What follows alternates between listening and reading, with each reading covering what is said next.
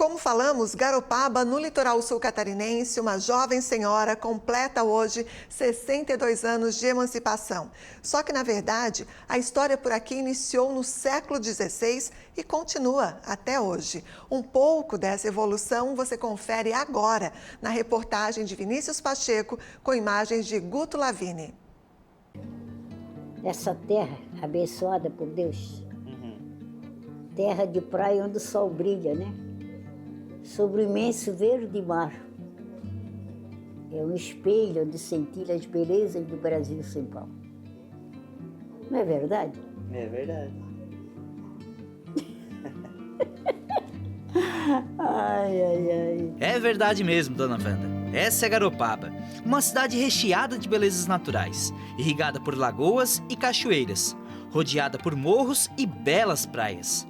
Há registros que foi visitada em 1525 por unidades navais espanholas, mas o primeiro povoado só surgiu em 1666, formado por imigrantes açorianos, onde encontraram os tupis-guaranis, os primeiros habitantes dessa terra.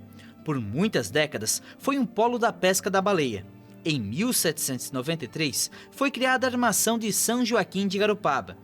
Entre as lembranças desta época está este casarão, de 1795, que auxiliava na logística e administração da pesca baleeira no Brasil colonial. Mas foi apenas em 1830 que Garopaba passa a ser considerada uma freguesia. Isso só ocorre depois da autorização do governo da época para que fosse construída a igreja matriz, a casa paroquial e o cemitério. Por muitos anos, esta construção serviu como base religiosa que protegia os baleeiros da armação e também um marco arquitetônico no complexo baleeiro no final do século XVIII.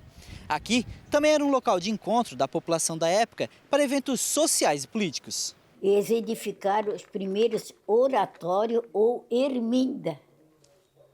A minha avó falava nisso. Tanto chamava erminda como oratório. Vamos à missa não era na igreja, lá no oratório. Vamos à missa na erminda. É a mesma coisa, sabe? Então, aí eles edificaram um oratório. Mas a minha avó contava que era muito frio, não tinha soalho, não tinha nada, era tudo assim, porque o povo daquele tempo não tinha, né? Não tinha nada como ajudar. Mas eu só queria dizer uma coisa. É no mesmo lugar onde hoje existe a Igreja São Joaquim. É em 1890 que Garopaba é elevada à vila, o equivalente ao município nos dias atuais. Em outubro de 1906, passa a fazer parte da comarca de Palhoça.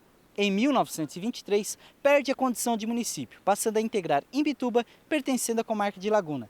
Em 1930, volta a pertencer a Palhoça, e assim ficou por mais de 30 anos, até voltar à condição de município em 1961, sendo fundada em 19 de dezembro de 1961, completando em 2023 62 anos de idade.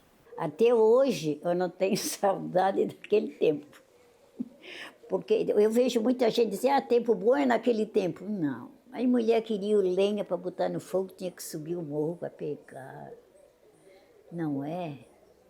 Então, para mim foi a coisa melhor que teve, foi a evolução da nossa cidade. Os jovens estudam, não é verdade? Que tem estrada para ir, para voltar, já tem colégios aqui. Não tinha colégio, não tinha nada, tinha uma escolinha.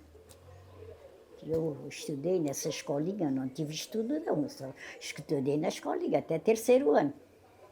Desde a influência da construção da Igreja Matriz na transformação desta localidade em freguesia, outras obras foram surgindo e moldando a cidade.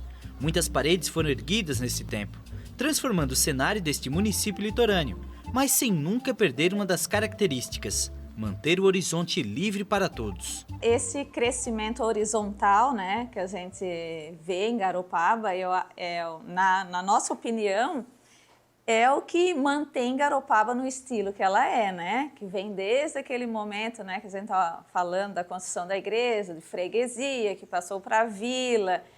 Ela tem mantido essa característica horizontal, as casinhas, né, aqui na parte histórica. casas pequenas, baixas, telhados coloniais, né? Isso aí, então, preserva um pouco da característica do que é Garopaba, né?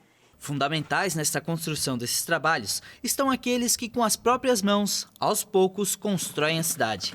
Entre eles está seu Zeca, que há mais de 50 anos trabalha na construção civil. Quando eu comecei na Garopaba, não tinha nada na Garopaba.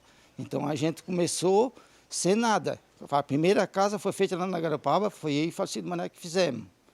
Entendesse? E daí a gente foi trabalhando e foi empreitando, que a graça de Deus. Depois eu criei 3 filhos, que a graça me casei, me criei 3 filhos. Aluno do Maneca, quando começou aos 16 anos de idade, se tornou professor do próprio filho, o Xande, passando a profissão para a próxima geração. Esse aqui sempre me acompanhou toda a vida. Quando eu levei ele com 10 anos, quando eu já levava ele para trabalhar comigo, com 10 anos ele já começou a trabalhar. Que ele via eu fazer, ele fazia tudo. E com a graça de Deus, eu fui professor dele. Hoje ele é um professor meu. Foi meu pai que começou, meus tios, que a minha família é quase toda construtor. Então, é isso aí. Ainda pretendo continuar muito fazendo o que eles começaram. E é assim, tijolo por tijolo, aos poucos Garopaba vai crescendo, passando pelas mãos de profissionais experientes ou por aqueles que ainda estão em formação. Xande aproveitou todo o ensinamento do pai para replicar em novos pedreiros, assim como Vinícius, que já tem a construção civil como paixão. Bem dizer, tudo hoje na minha vida eu tenho que agradecer a obra, porque sempre foi o meu trabalho, tudo que eu consegui foi ela. E é uma área que eu gosto muito e que eu pretendo seguir assim o resto da vida.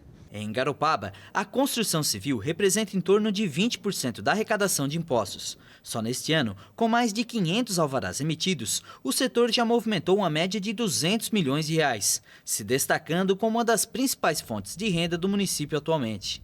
Então, o quanto isso representa, né?